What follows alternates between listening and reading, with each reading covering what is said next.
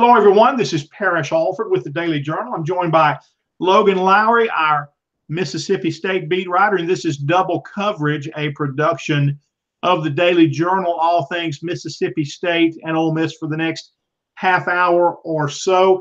Logan, you've been going through that week that I had last week where it's final exams and players can't be distracted and there are no interviews, there are no games. And you know what? I understand the goal with that, and that's good in theory. But I'll tell you, Logan, when I went through final exams, 2, 5, or 30 years ago, I could do a few other things. I could study and prepare and get to the exam and hopefully come out of it okay on the other side. But I could do a few other things too, man. What about you? Yeah, I was working 40 hours a week during my final exam. So, and that was the case throughout all my college career. I think it lasted 6 years. Yeah, I was working a 40-hour a week job, while I was in school. So, I had plenty of other distractions and a pretty stressful job. I was actually, filling prescriptions all day, for 40 hours a week. So that's pretty high level. You mess up in that job, man, people get sick. Okay? Exactly. People could die, so you got to really be careful there. And I worked 40 hours a week as well during school for much of that time, but I was fortunate to be working, at a newspaper within the major it's people don't get sick or die, usually, in sports. So not the same level of stress there, but you know what? Final exam weeks at State and Ole Miss, things kind of shut down. I had that last week with Ole Miss, and it's different. It's not a bad different necessarily, but it is different, and because you still have to produce, and so it just kind of creates a few challenges there. But State has been in final exams. That concludes today, I suppose, Logan, and things are about to change. Ole Miss got through those exams, played a Wednesday night game in Jackson. We're going to talk about that a little bit. We'll throw out some offensive coordinator rumors as well, some just things that we're hearing. We'll talk about that search. We're glad you've chosen to click in with us today. Logan, let's start with you. It's been quiet. You can take us through it quickly then, I suppose. But, there will soon be some bowl practice as State prepares for the Outback Bowl, and the basketball teams are getting back in action as well, right? Yeah, and I've kind of, you're right. To finish up my Christmas shopping, I actually came up to Tupelo at the beginning of the week and knocked out the rest of my Christmas shopping. Stopped in by the office and made an appearance up there, and was able to get in the woods and do some deer hunting this week. Some stuff that I normally don't get to do because you kind of have to be on call all the time. But with final exams, I took a chance that there wasn't going to be a whole lot of news going on this week, and there really hasn't been. But going back to last week, they played 2 games since our last podcast.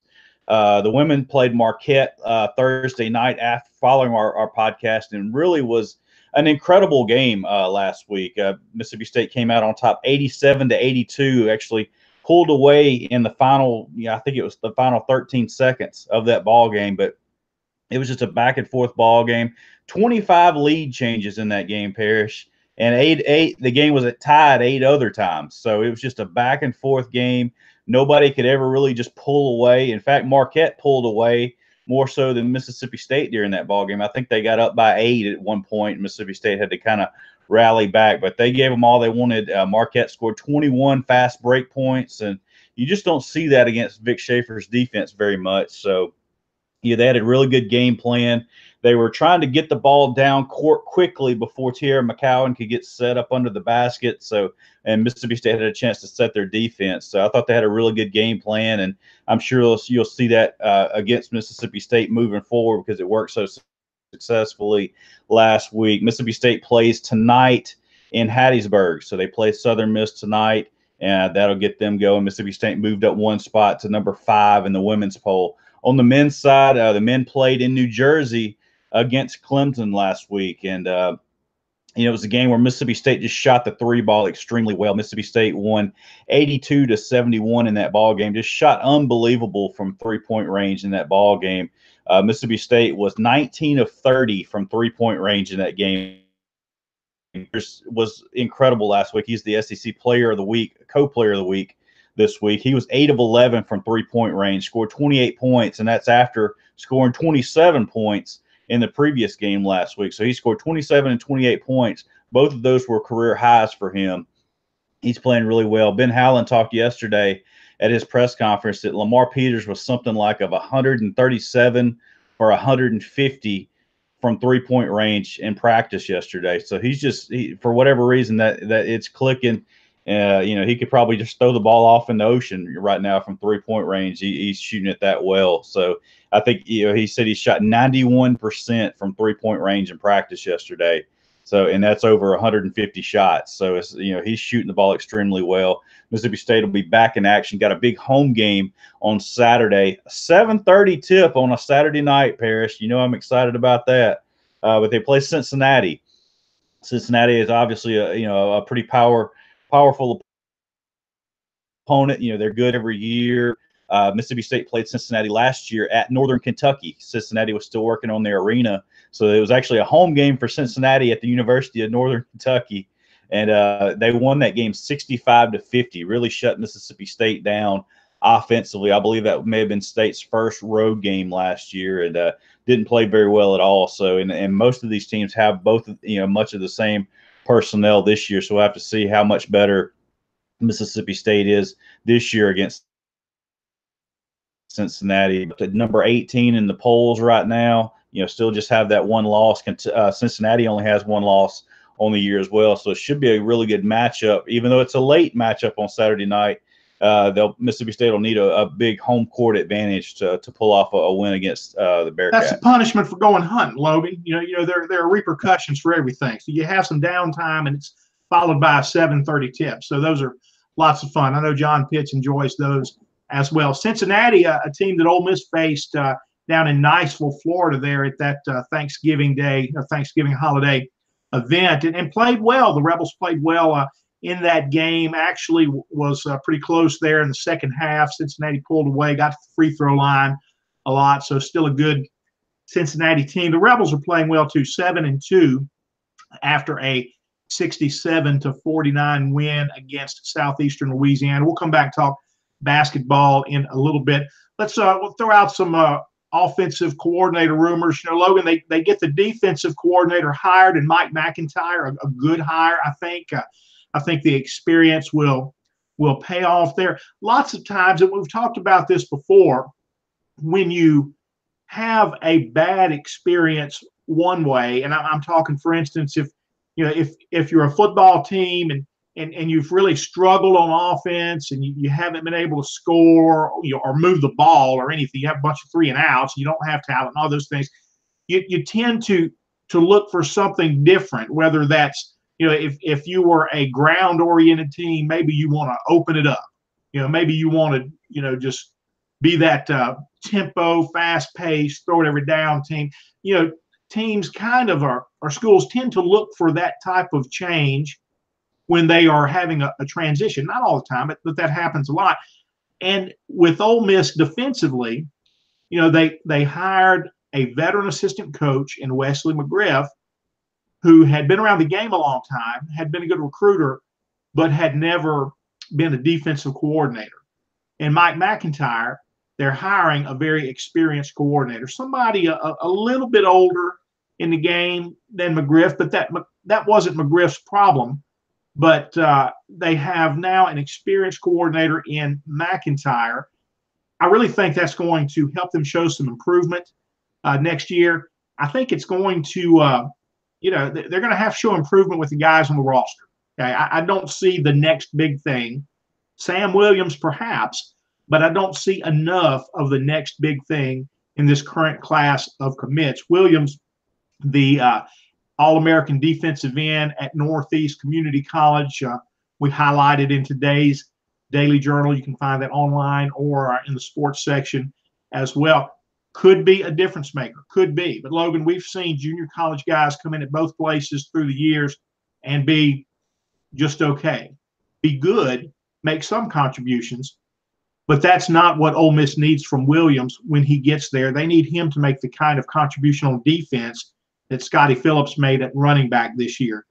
Would have, almost 1,000 yards, would have gone well over 1,000 yards had he not gotten hurt and missed basically the last 2 games of the season.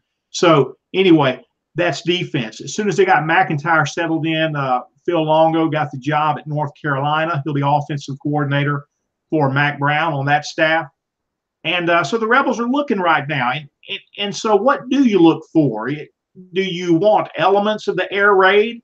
Do you want to go more pro style? And I think what Matt Luke wants here is, a little more power running. I think a little more 2 tight ends, more of those kinds of sets and things like that. I think he'll keep most of the elements of the offense. Look, this was an offense, again, I say that moved well between the 20s against most teams, not against State, not against Alabama, but moved well between the 20s against Auburn, against LSU, against Texas A&M, against some good defenses in the SEC. To me, it's a bigger problem if you can't get to the red zone than if when you get there, you're not scoring enough touchdowns. I think you can fix that problem. I think Phil Longo had Luke wanted to go this way, had he wanted to work to keep him, was salvageable. I think they could have come up with a way to be more efficient and score more touchdowns in the red zone. One thing that might have worked against that is I never saw Longo as a guy who was willing to change much. Okay, and certainly change was needed for the red zone plan. And I went back and found Logan the Hugh Freeze press conference 2 years ago in December of 2016 when he was talking about both of these new coordinator hires before he would after that be fired in July of 17. But going back to 2016 December, he was talking about Phil Longo, and he said, man, one of the things he really liked was his ability to score touchdowns in the red zone. And I'm paraphrasing here, but he threw out some statistics. He said 80% touchdowns in the red zone, and he was talking about Longo's time at Sam Houston State. He said that's just phenomenal. So the ability to score touchdowns in the red zone for Phil Longo was something that attracted Hugh Freeze to him. So anyway, transition now at Ole Miss. Lots of names have been thrown out as they always are. Dan Werner, his name got up there quick. He's come and gone. He let it be known in South Carolina that he was happy there, will remain there as quarterbacks coach for the Gamecocks. He is not the coordinator, but his name was up there early. And I thought, Logan, in this search that Luke would look for a very experienced coordinator, okay? And Werner would have given him that. It would have been ironic because, again, it was Hugh Freeze who fired Werner, and one of the reasons was he wasn't scoring touchdowns in the red zone. But be that here or there, Dan Werner would have given Matt Luke a very experienced offensive coordinator. There are other names out there with experience, Matt Canada being one, the former LSU offensive coordinator, didn't get along with Ed Ogeron, then hired at Maryland, was the interim coach at Maryland this year, and is now, looking for work. He could end up at Ole Miss. But Logan, what I think is going to happen here, because of the uncertainty for Luke's long-term future, and there is that now. He's 2 years in. They've been 6-6 and 5-7, and look, that's a question. It was a question during the defensive coordinator search, and it is here again in the offensive search. I think what you're going to find is someone with an Ole Miss connection. Okay, Dan Werner had that. All right, but because of that, I think that you hear Will Hall's name being tossed around a bit, and it just lines up. Will Hall did not attend Ole Miss, didn't graduate from Ole Miss, didn't play there. He himself really doesn't have that connection. But with his coach, Bobby Hall, the longtime successful high school coach in Mississippi, very loud and strong Ole Miss supporter. I mean, that's the kind of environment that Will Hall grew up in. And Hall has gotten down the road in conversations before about other jobs at Ole Miss. He was a candidate for a wide receivers coach under Freeze when Jacob Peeler was hired. So, there is a connection there. Hall right now is the offensive coordinator at Tulane. He's only been that since December 4th of this year. This past season, 2018, he coached tight ends at Memphis. He was part of that Memphis staff. He plays pretty good offense there. He was offensive coordinator in 2017 at Louisiana, important here, Lafayette, the hyphen. So he spent the season there. He was on Mark Hudspeth's staff. They were fired at the end of the season. So he doesn't have a lot of FBS coordinator experience. He does have the Ole Miss history to a degree, connection. I think he'd have real interest in the job. Certainly his name is out there. And there are probably stronger rumors about Will Hall than anyone else, honestly, at this point right now. And where Hall has cut his teeth at the college level has been Division II. As a head coach, 53 career wins at West Alabama, where it really is not easy to win, a very rural Division II college campus there in Livingston, Alabama. He left Livingston and went on and won more at Georgia, West Georgia. Carrollton, right outside of Atlanta. So he has had great success as a Division II head coach, where he did have explosive offenses. He spent 1 year as an FBS coordinator at Louisiana Lafayette. And so it's interesting. Like I said, I think there are more rumors attached to Will Hall's name right now than others. But others out there, Kendall Briles, the offensive coordinator at Houston. He was a candidate for the head coaching position at Texas State. That job went to Jake Spavital, who formerly was an OC at Texas A&M, but is going to San Marcos from West Virginia. Very explosive offense there. And Briles went back to Houston, got a new deal where he's making, I think, I forget if it's 600,000 in that range, but I think if Ole Miss wanted to go down the road with Kendall Briles, I think they could get the money to make it attractive for him. I did have someone tell me that from the Houston area that they believe that Briles would be open to a move, even though he just signed a new deal with Houston, because he'd kind of like to distance himself maybe at a Power 5 school from Baylor. He's still attached to the Baylor scandal when his dad, Art Briles, was coach there. That seems to always come up, and columns are written and things like that. And I had at least one person speculate to me that they thought that Kendall Briles might find a good Power 5 job outside of Texas to be appealing. So that name is out there. So is Graham Harrell, who is the offensive coordinator at North Texas, along with Seth Liggington. I forget the head coach's name right now, but that staff's been very successful. That coach had an opportunity to go to Kansas State, did not, has returned to Denton, Texas. And I could see, Logan, I could see it being hard for Ole Miss to get Graham Harrell, because it may be that if those guys play the cards right, that they could all go together as a staff somewhere a year from now.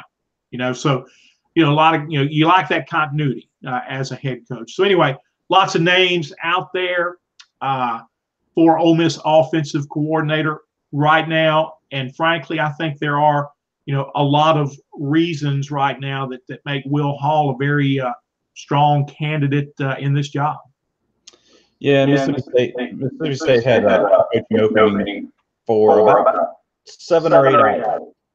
So Mark Hudspeth was on staff for 1 year with Joe Moorhead, came from Louisiana Lafayette, like you mentioned. And, sometimes it's hard when you become a head coach to go back to being an assistant coach. And he was Mississippi State's tight ends coach this past year. Mark Hudspeth is his second time rolling through Starkville.